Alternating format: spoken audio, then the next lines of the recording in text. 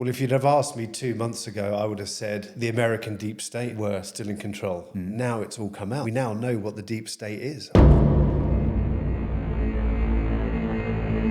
I just thought it was this blob that controls the narrative in what seemed like Western media that stretches out to global media. And now we know how it was all constructed, how they did it. The first thing that Elon Musk Doge went in and did was they went in and audited USAID. Everyone thought it was aid, American aid, to different parts of the world where they're just chucking money at humanitarian causes. Turns out that USAID is lots of different NGOs, like thousands, tens of thousands, according to Elon Musk, with no government oversight. Is this actually really happening? Censorship is something you associate with, the old socialist, nations of yesteryear, shutting down news media and propaganda, and seeing it rear its head again. It's just a little bit alarming and disarming. AI is going to be a huge tool in all of this. Analysis of content, analysis of sentiment of populations. That is one thing I'm concerned about, whether AI will be used to control us at some point.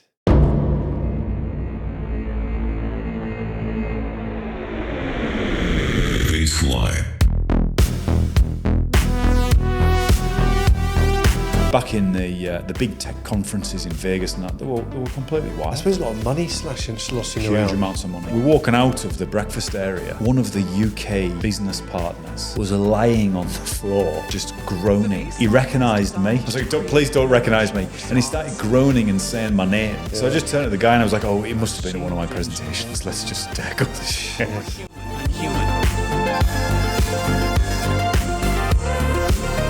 Make you question everything.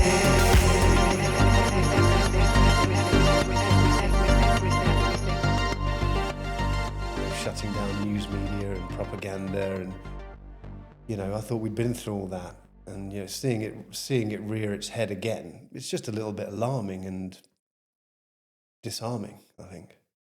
AI is going to be a huge tool in all of this. Analysis of content, analysis of sentiment of populations. Yeah, that is one thing I'm concerned about, actually, is whether AI will be used to control us at some point. Without getting too Orwellian, there is that potential there. Did you know George Orwell lived in Henley? I did, actually. Yeah, I did, yeah. I thought that was fascinating. So for all my entire 40 year of career and blah, blah, blah, you end up in a situation where you live close to the person who predicted a dystopian future based on the analysis of people's thoughts, control of speech. Isn't it? Wasn't Eric Blair his real name?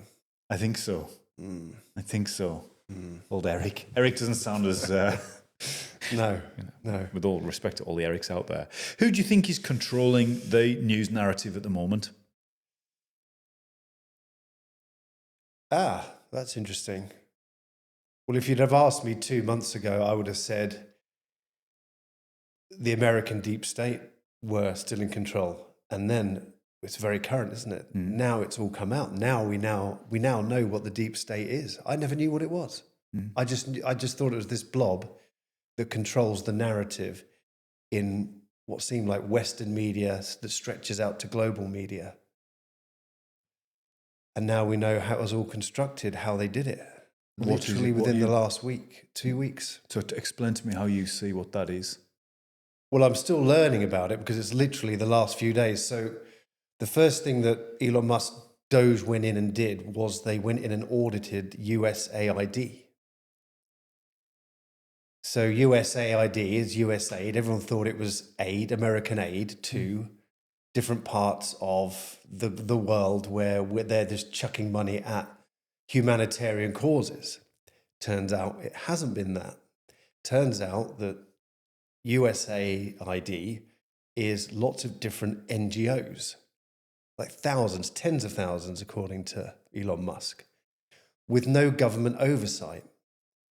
So I forget some of the examples, but they've been banned in around transgender studies in Colombia, transgender studies on animals in Guatemala, these stupid things, to the tune of millions of pounds, tens of millions, sometimes running into the billions. But there are tens of thousands of these without any government oversight. Are they just covers for ways of moving money around, or are they actually? Well, there is obviously some money laundering going in. But what was interesting that you brought up was the global narrative. Mm. So what also came out of that was the governmental donations to media organisations. And of course, not just any media organisations. Usually the talking heads for the Democrat left-wing-ish media outlets. So if you ever wondered why or how the narrative just comes from somewhere you don't know where it's coming, why does everyone think like this? Mm.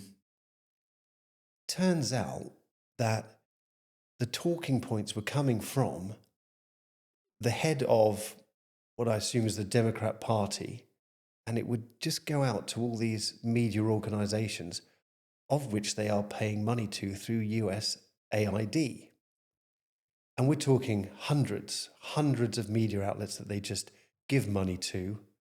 And of course, a phone call or an email, and all of a sudden, all of them are saying the same thing. Mm-hmm. And that is how narrative, I think, now is created. They were creating narratives. Well, it sounds like global brainwashing. Yeah, well, as Elon calls it, the woke mind virus. Where did it come from? It's come from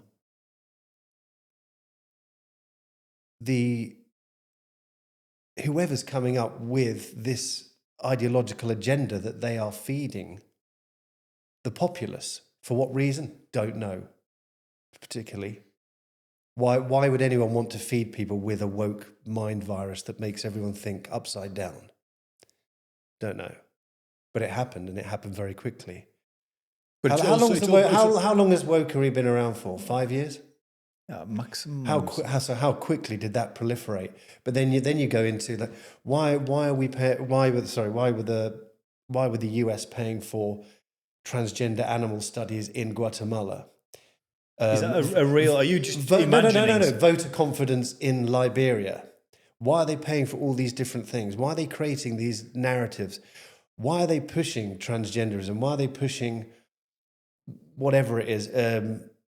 So I forget the comedian who said it, that it was a surprise to so many that Trump had a landslide win. But this guy, I forget the comedian now, it's going to kill me. But he said the country had shifted so far left that they left the whole of the population behind. Mm. And it swung so far over to this nonsensical version of left-wing politics that everyone was like, what even is this? Mm. It doesn't, the problem is that the narratives that have been pushed don't represent the real world. Yeah, exactly. So anything further right than far left is now becoming the far right. And it's not just in America, it's now happening here. Mm. And that's a narrative that they're pushing, is that politics has shifted so far left that anything common sense is now deemed far right. Mm. It's very strange. I can think there are so many examples where what's being presented to you just doesn't represent the real world. And it's almost trickery. It's trickery. Yeah, but who's doing this? Who is doing it? I recently watched and learned a little bit about the game theory and the way game theory works. And the net of game theory is that small communities that are cooperative can create very compelling, strong messaging. And if you look into game theory and you look at defection versus generosity and how groups of individuals can operate cohesively and generously with each other, can create phenomenal outcomes.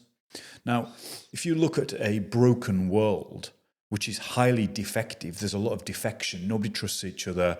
The news tells you something that you can't comprehend. You're creating defection everywhere. So communities of generosity that build cohesive narratives become extremely powerful.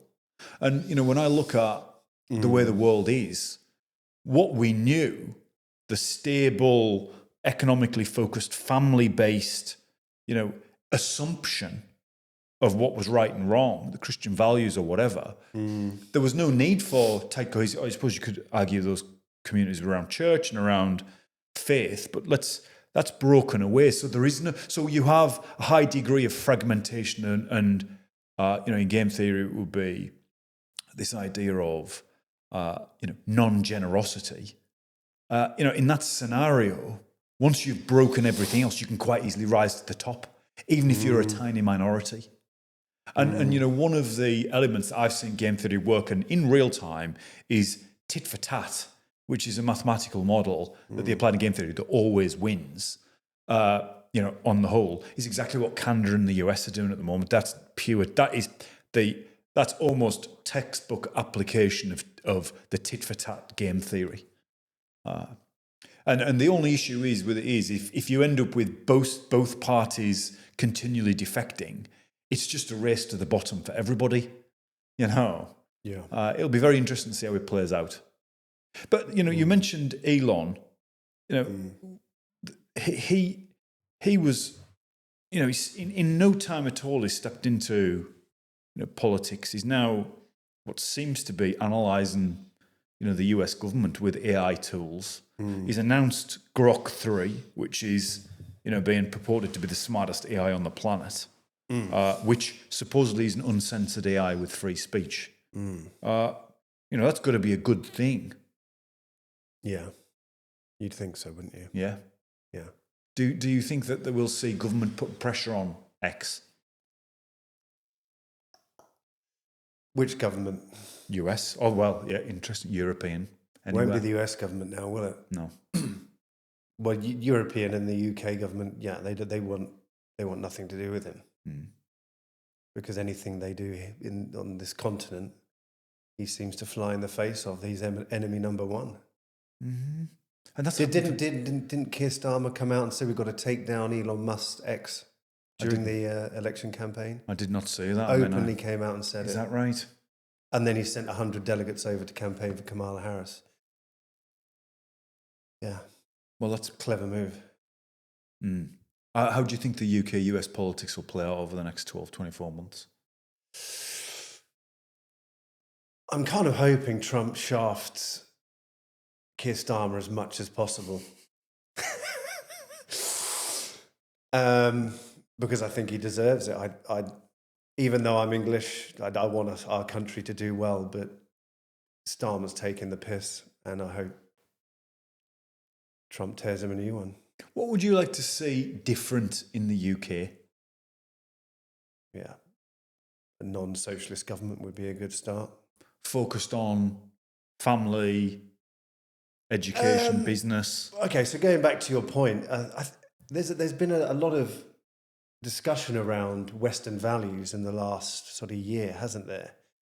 Like, I forget who's been talking about it, Jordan Peterson, Candace Owens, on the right side of the discussion. So going back to traditional Western values, are they worth protecting?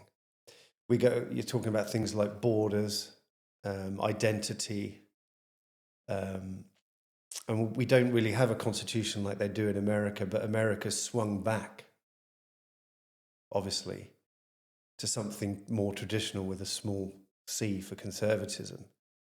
But why? And so the discussion is now, well, why is Western society worth protecting? Was it based on Christian values? Yeah. So what's behind that? Where does morality come from? Do we just assume everyone's moral, and why and how? Or is it actually because we did build societies around this moral framework that actually is worth protecting? And I think we gradually keep creeping back towards that, but only because we keep tripping up over ourselves and having to say, actually, this is quite serious. If we keep going down this route, we're going to see society break down. And we're seeing society break down, especially across Europe at the moment. Well, I mean, what I would say is that if you look at back to game theory and its aggregated application, highly defective players never win. They're always in the bottom half of absolute performance. So, this idea of governments, businesses being untrustworthy, defecting on each transaction, trying to take rather than work out what's good for everybody. I, after understanding a bit more about this, I actually have a much more optimistic view of the future, because whilst the defectors and their behaviours are so newsworthy and exciting, the reality is in all the mathematical models that's been run on this since the 50s, they always end up being outperformed by strategies that are on the whole generous and positive. Yeah, and isn't it always interesting that good always wins out? That's exactly, you said it. Yeah. So as long as you go back to Stalin, he started off on the good side, went extremely bad, lost eventually. Hitler lost eventually. Good always seems to win out. It will eventually. I think that's the optimism that we have to hold as human beings. That if you believe that, then it will guide you to be good. It's like humanity's in this perpetual state of being a teenager, on the verge of growing up. And then it's like, oh yeah, that was all wrong. Testing. Do you know what I mean? Testing boundaries. Testing. Just constantly making mistakes. I feel like the pinnacle of America in the 80s stands out for me as like, that was something really unique and special. A young civilization that came out and said, we've got this constitution. Do you remember, Reagan, Top Gun? That was Americana in the 80s. It was something to really aspire to. We'd just been coming through the horrible 70s at that point. It was just something that was really aspirational. And I think America's going to come back to it. But it's starting to talk positive again. Absolutely. But do you think from your perspective that is objective or subjective nostalgia? I think I think there's a group subconscious that thinks this. You hear about Europeans. I can't remember who I heard on the radio yesterday. It was some guy from one of the Eastern Bloc countries and said, and it's a similar age to me, I always looked to America. Even though our TV was censored, we'd hear songs sometimes on the radio.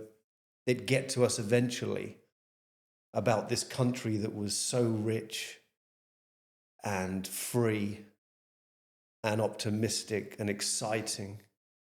Hollywood movies. Do you get to a point in life where you don't objectively look back at your early years? Maybe your parents, were dealing with the threat of nuclear oblivion, Cold War, the reality of hardship. Every previous socialist government that ruined the economy. Like as a child or an adolescent, the focus hormonally and prioritize is very different to what you would have as a parent, in midlife.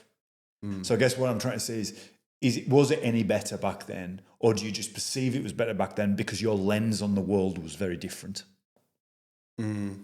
I think that was quite very specifically the US. I think it was a beacon in the 1980s.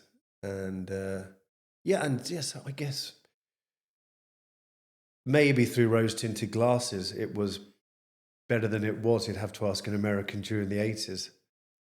The swinging 60s may be the same, the baby boomers. And that was again coming out of, a very...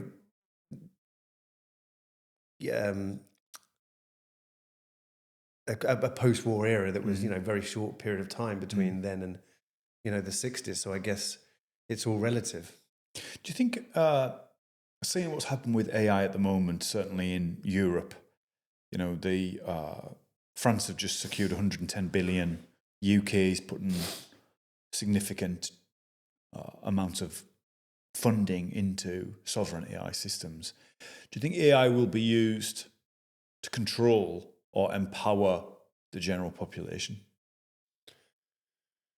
I think if we're heading back towards free society and governments that are sensible, then I think we're fine.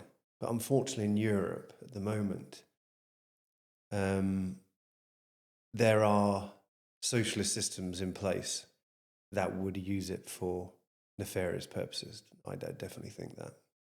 So I'm hoping this wave of free speech and even, J.D. Vance getting up and speaking in Europe a week and a half, 2 weeks ago, making that speech about free speech to the European politicians was really significant. That was a hit across the bow saying, listen, we're fine to work with you, support you, fund you, use our military, whatever, but you've got to stand up for the same values we believe in.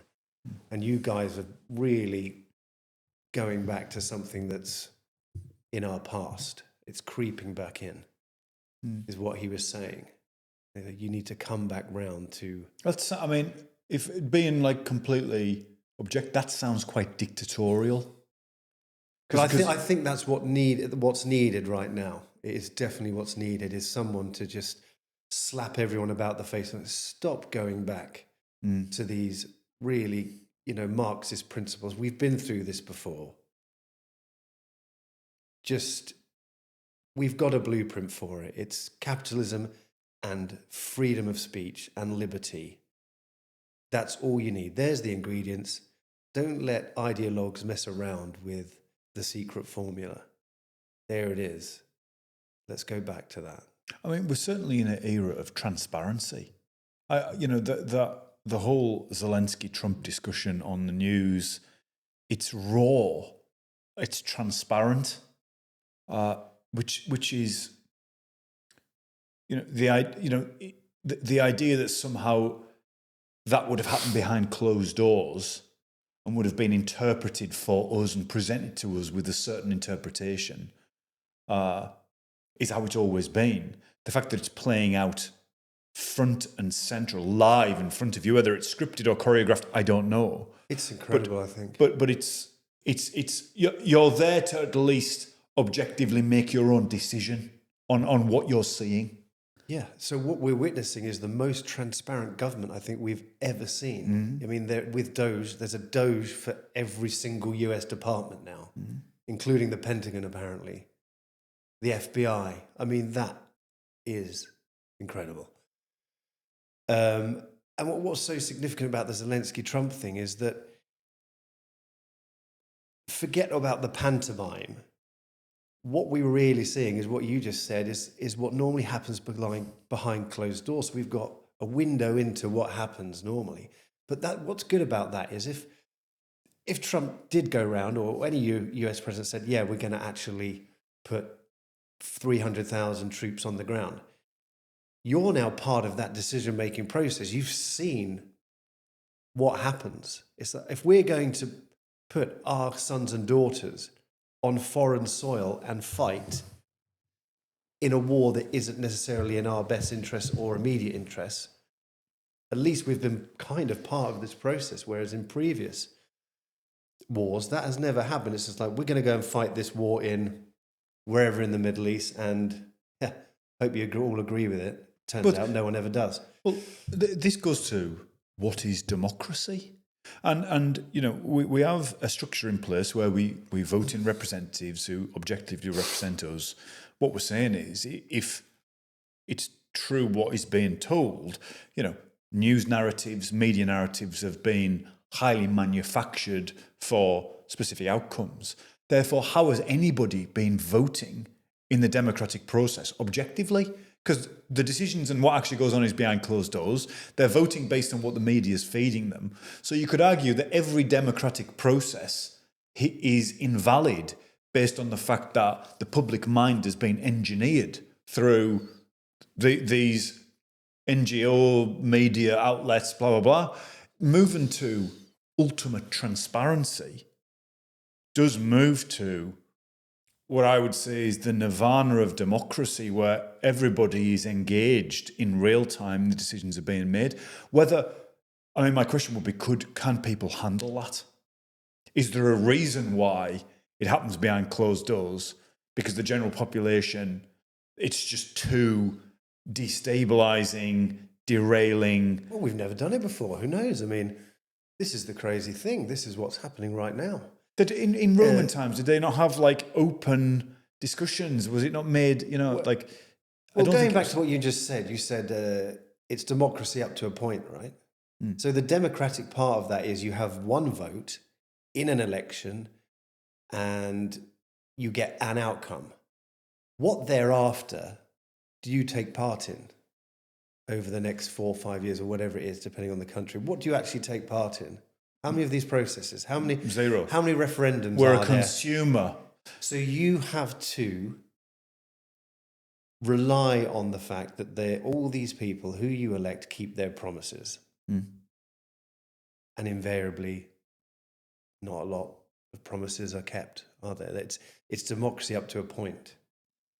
And going back to the US situation at the moment, what Elon now calls it, the bureaucracy.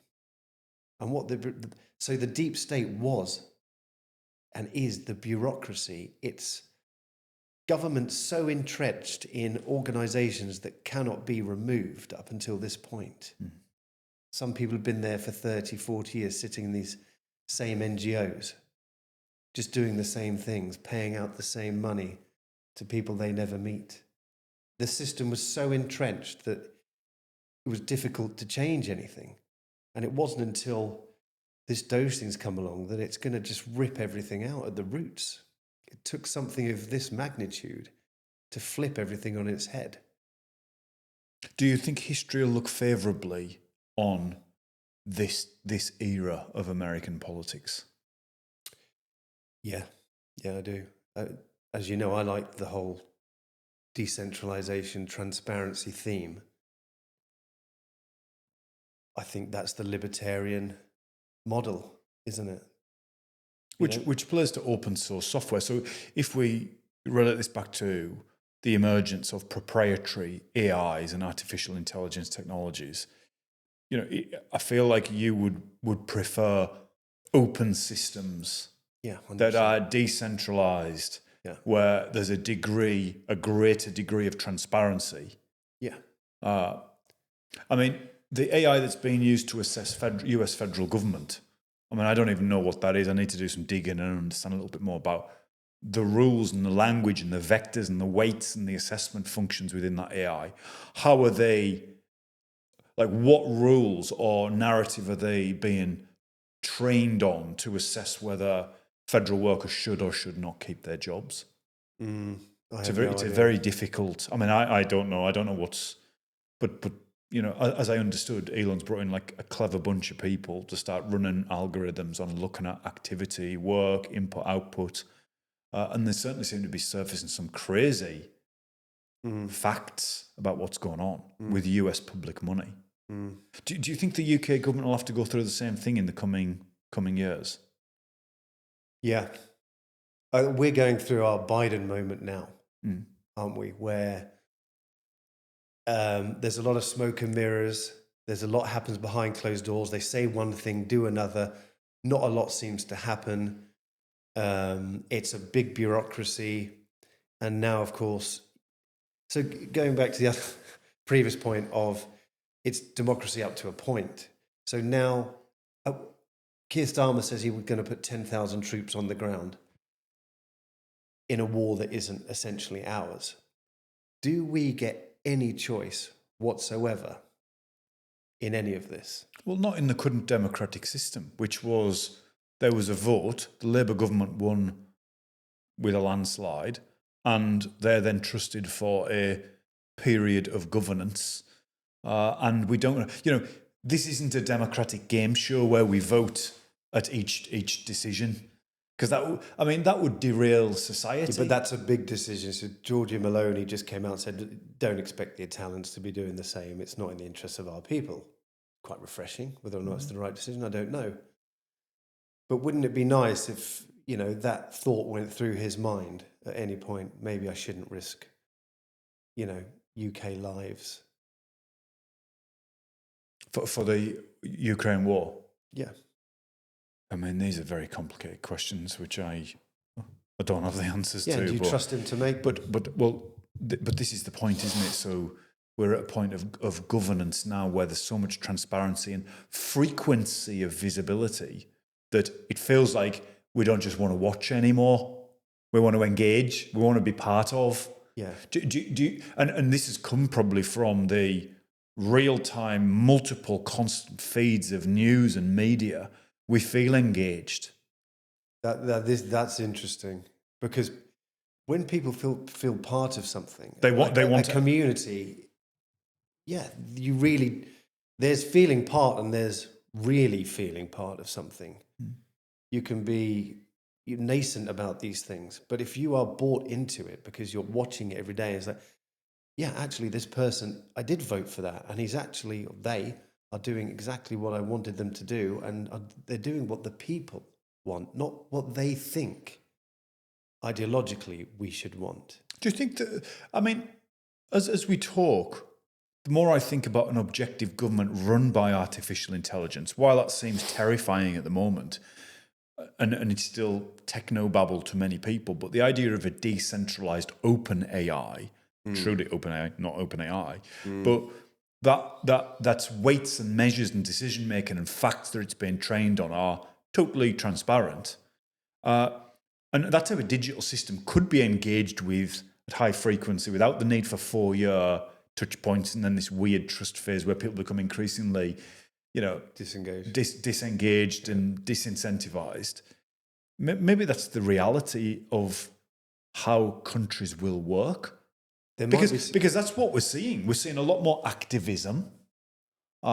Maybe the general population need to be active and not just these slivers of society.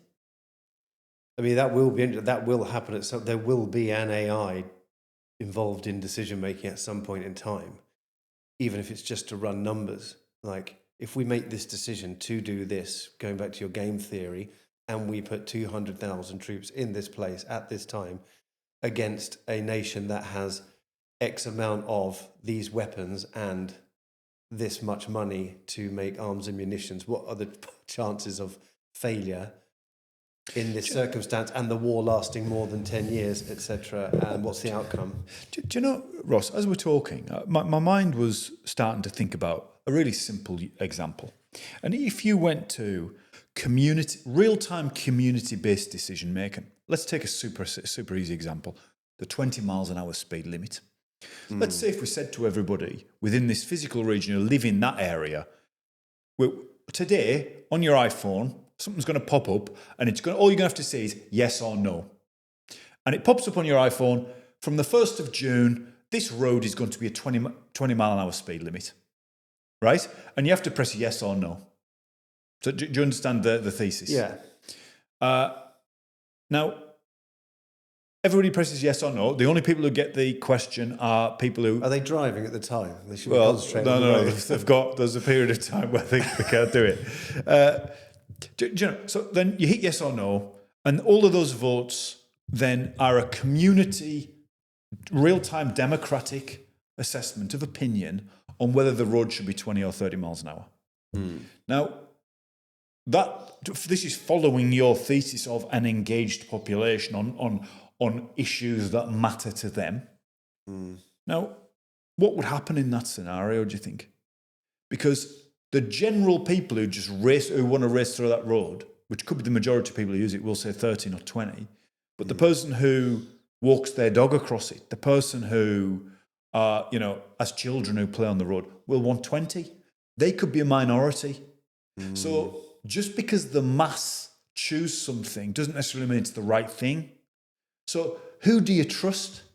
Who do you trust to make decisions? Is it the Highways Agency who've got all of the data on every road in the country, who know that during certain times of the year, with the sun is low, the angle of the road, the bumps, that should be a 20 mile an hour road? Do we trust them that we don't need a highly engaged voting system to make community votes because we trust in the system? Or do we want to be engaged in the decision? Because is the question here really, Ross, that we don't trust the leadership of the country? Well, JD Vance came out and said to the European politicians, your people are smart. You've got to trust them. And you are elected to represent them. Trust the intelligence of your people. But we don't trust them because they haven't achieved anything. Do you see what he's saying? If you take the leadership of the UK, I don't know who they are. They haven't done well in war. They haven't led armies. They haven't led, military. Mate, the current government, they're not business people. The current government has zero people that have been in business. This is what should be enshrined into law. But this is my point. If they have a CV that shows ability to, handle pressure, make objective decisions, learn from, the things like a battlefield or a business scenario or even sports, you could argue. But I look at those people, I'm thinking, why should I trust you? Why did anyone? I mean, it's absolutely ludicrous. The whole thing, it's a laughing stock, to be honest, that we could elect a group of people that have no experience in business. And hopefully Trump will show everyone that a nation needs to be run as a business. Do you believe that's the case? Do you believe nations can be run as businesses? And they have to be run as businesses. Look at the deficits we've got. Deficits we can't pay back unless something drastic happens, as is happening in the US. You have fiscal responsibility. You have to make good decisions. You have to be accountable. Good decision making is the key. This is the problem when socialism creeps in, is they just, it's unaffordable. They got trillions and trillions willy-nilly, of dollars. without any accountability or responsibility for future generations that have to pay for this type of stuff. So your nostalgia to the 80s may have been because the 80s were living off borrowed time, the borrowed money. I don't understand. Where did the debt come from? The US national debt, where did that start to emerge? I think that's come, whether or not since the 80s, but a lot of it was racked up over COVID. I think I heard somewhere that they had a balanced budget 16 years ago. Is that right? So they've racked it up in that time. That's I think in the no UK has racked it up in also similar time. It's overspending and spending on things that cost a huge, inordinate amount of money. You're talking, COVID, wars, etc. I think about the projects like HS2, which were tens of billions of pounds of taxpayer money. Those projects were obsolete before they were even started. Like, who needs a fast train between Birmingham and London? Like, realistically, do you know who needs that? When you think, God knows how many. I would say it's 100 billion, probably more. Why has that not gone into efficient digital infrastructure? Hospitals, governance, military. Who needs £100 billion train line? That just makes no sense to me at all. It's a vanity project. It was, Japan have got one. We've got to have one. But it's meaningless. It's done now. This is the thing. It's just, money loses its meaning, doesn't it? It's like, how many billions? Oh, and how much? Did you hear about where they had to put the bat cage? The bat cage cost like £100 million, and it's a concrete hut somewhere on the HS2 line for the bats. And it's not even finished. I love bats, but the point is, I don't understand why they were making that train line. I like bats, but this is when you go through the centre of town and you see how many potholes there are, right? You see how many businesses are shut down, and yet we spend billions upon billions, things like that, things like foreign wars. And we can't even pay for the basics in our own society, such as let's help these businesses get back on track, because we need a good high street. We need growth. We need M2. Yeah? We need the potholes fixed. We don't want to have our elderly people go cold in the winter and dying. These very basic things, and then just chucking money around in the billions that we don't see, can't even understand. But it's very clear to me then when we're speaking and we're looking at the application of AI, creating efficiency with the Doge US government. We talk about AI being objective to fix issues based on data as opposed to personal agendas or political agendas. It feels to me like a data-driven society is a utopian one. I don't know if it's utopian. I think it'd be a good start because, as we said earlier, none of the people in the current UK government are actually qualified to run a country. The whole system needs to be changed. At the moment, you've got the party systems. It's whoever is... Do you remember those kids at school, like really annoying kids who are like, oh, I love public speaking and being in a debating club? They're the people running these parties, and then they're getting another group of people just like them, another 20, 30 or so of them, are all like that, who want to run a country, but actually have no experience in running anything. They couldn't run a piss up in a brewery, half these people. So that's got to be changed fundamentally. It's like, okay, I mean, the nice thing about Elon Musk being in that governmental system or on the periphery of it is that we know he's a very successful business owner. He's aspirational. He's doing all these things. He inspires people. Who in that government in the UK now inspires you? Can you name a single person who is inspiring in the UK? To be fair, I mean, I do work with some people in government who are quite inspiring. A lot of them are OBEs, the people who have achieved in business or sports or... But are they running the government? Well, because they should be. Those are the sort of people that need to be. That needs to be enshrined somewhere, that there's some experience at some point. It's like, it needs to be, yeah, this person was so good at doing this, we're now going to trust them with putting together a team of equally experienced people to run this country in all the various aspects. Do you think Elon's gone too far?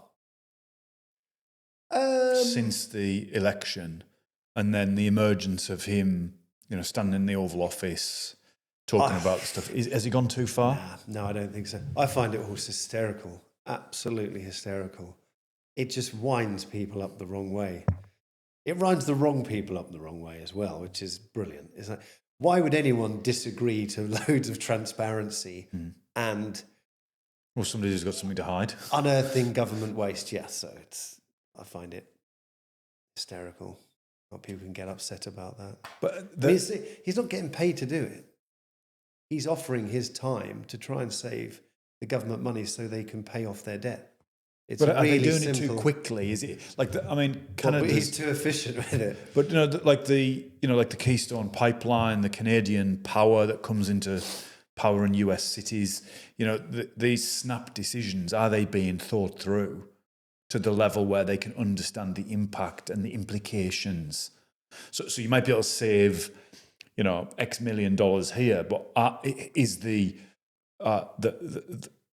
impact of those decisions actually being calculated as part of the activity? Well, that's interesting because his theory has always been break things until it works.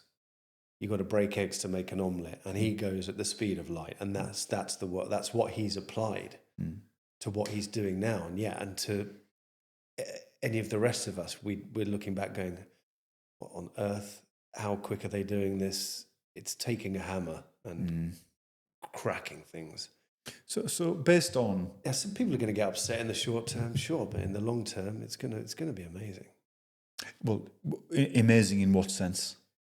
Well, to as an example to the rest of the world, this is what can be done. This is how much money we unearthed, how much waste was in the entire... how rotten the system is to its very core, that if you don't change things up every...